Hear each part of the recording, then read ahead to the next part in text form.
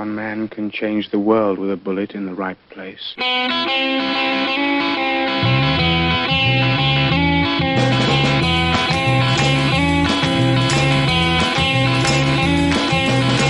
a man who leads a life of danger.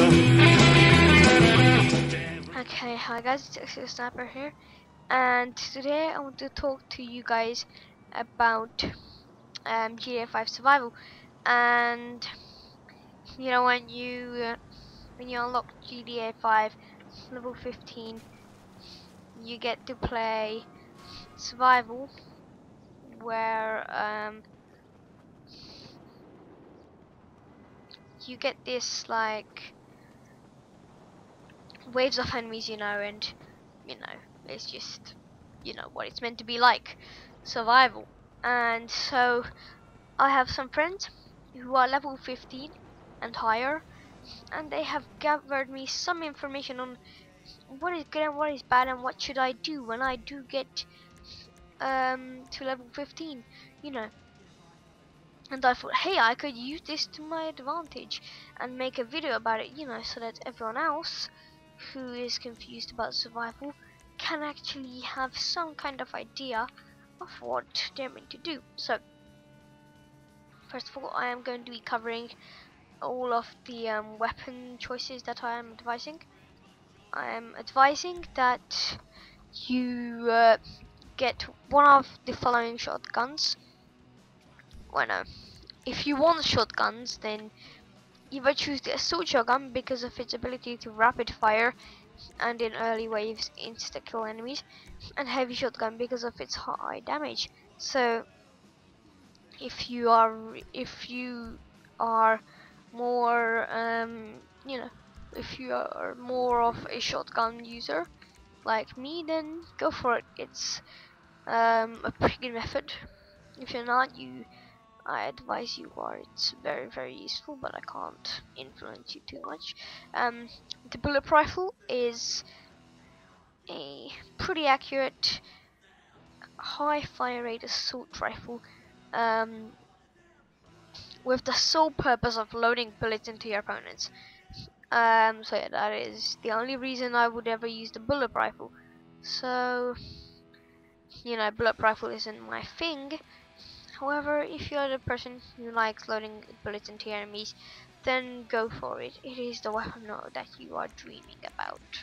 And special carbine, this has good accuracy, not too much of recoil, and the damage and the fire rate is actually also pretty decent, meaning that you'll get along pretty well with this. And it's actually pretty cheap, not considering the amount of money I have right now. I'm pretty low on money. You might not see, but I have about 10,000 altogether. So yeah, next, let's not forget about what all players are dreaming to use, the minigun. Well, so that's just my gaming chair. So the minigun, you might think that, well, no, you couldn't think, but okay. So I'm not saying that the minigun is bad. I'm just saying that the minigun isn't my personal choice of weaponry. However, I have seen it in action, and I know some players who are very, very good with it and can even complete the entire survival game just with the minigun. So if you're good at survival and you know how to use a minigun, then go for it. It's worth it. The grenade launcher or the new tube is of course the same deal. Pretty good. However, I generally don't advise it because of its high ammo. No, it's of its low ammo capacity, and believe it or not, in story mode I actually killed Michael as Franklin in a couple of shots. So I'm still afraid of using the noob tube around enemies, so teammates, because You know, if you're stupid, then you can get them killed. By stupid, I mean if your name is Exoed Sniper. Okay, so RPG, same deal, kind of. It's higher rank. I usually only use the RPG to take down choppers, but now that there is a homing launcher now, there's really no reason to have an RPG in my arsenal, so I don't think you will ever really see me using the RPG. Yeah, the MG and the combat MG, again, they're pretty good. I haven't had any horrible accidents with these, um, so pretty good. Um, I advise using them. I'm not saying that they're 100% your best option. I am still a shotgun fan, so you know, but I am saying that they are pretty viable options. Snipers, a marksman rifle. I need to make myself clear with this, okay? Do not, and I repeat, do not ever use a sniper rifle in a survival mission unless you're trying to muck about and get your team killed, because it's good for taking down enemies from like a mile away or single targeting enemies, but there is going to be like a lot of enemies swarming in, so unless you are as good with a sniper rifle, then I don't know, I don't even know who I should name. There's a couple of people. um, then someone who's in phase, and you are the same, and you have the same abilities in GDA, then um, yeah, I don't think you should use it because it's really not that much of an asset. Advanced rifle, I'm not sure about that one because I haven't really tried it out myself, but I'm assuming it is an okay option. So of course that is your choice. Um, that is definitely your choice if you want to use the advanced rifle or not. The Assault SMG is your best option for SMGs. Obviously, um, if you are not level 29 yet, then rank 11 SMG is probably not the best option, however still a viable one. If you like charging into battle, sometimes like me with a nightstick trying to whack people to death, it is still an option, however not very viable. You've got a nightstick and the knife with you, so you know, of course, I'm not really going to advise that, but they're still their options. For a sidearm, I select you just got the combat MG.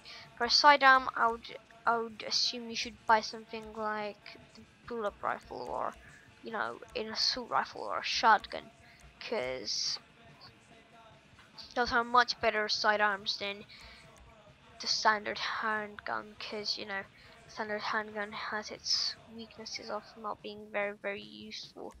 um, Tear gas, um, I don't really recommend using tear gas. However, if you are pretty good with tear gas and you are in favor of doing something like, I don't know, throwing it at your enemy's face and then blocking off their entrance, then of course I will have no problem with you doing that, as long as you don't get your teammates killed. Um, Hand grenades, of course, those are much easier to kill your teammates with, just like I done with Trevor. Um, so of course you've got to be careful about that, but of course grenade is a very viable option for a throwable. Sticky bomb, pretty good idea, you know, if you're going to set up a trap. However, it takes a lot of time to set up, so before waves, but still I don't advise it. However, if you do want it, then it's your choice, you know. um, last but not least, proximity mine. It's actually a pretty good idea. Unlike the sticky bomb, you can use it instantaneously, so that's a pretty good reason, you know. Instantaneously, I mean by like you know, you already have it before level 15, so you don't have to worry about it. It is also pretty good because you don't have to detonate it, and then, you know, an enemy comes through to your front door and they're gonna blow up. You gotta plant down another one and less cycle of death. Okay, so I think that is all done with the weapons, unless I am very forgetful, which I am. So I know some people like running around with light and super light armor, and just like, you know, mucking about, and I have no problem with people who like mucking about. I am actually one of those people, believe it or not. I think you should believe it because it's in some of my gameplays. However, if you are going to want to survive to wave 10, the highest, then at least standard armor, because standard armor is probably your best bet at one of those, you know, some of those lower levels. If you have access to super heavy armor, of course you should use that. I just, every single time I see someone wearing super heavy armor, they're always just like the best in the group. I don't know why, but apparently it makes you much better. So if you believe in that myth, then of course use it, because yeah. And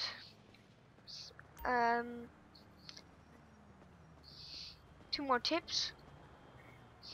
Don't, I repeat, don't only carry 2 weapons just because I said have a secondary.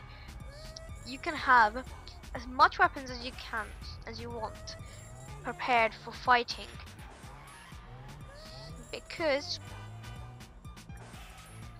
of that bunch there is definitely enough, and if you just happen to run out of ammo, you're not going to be happy.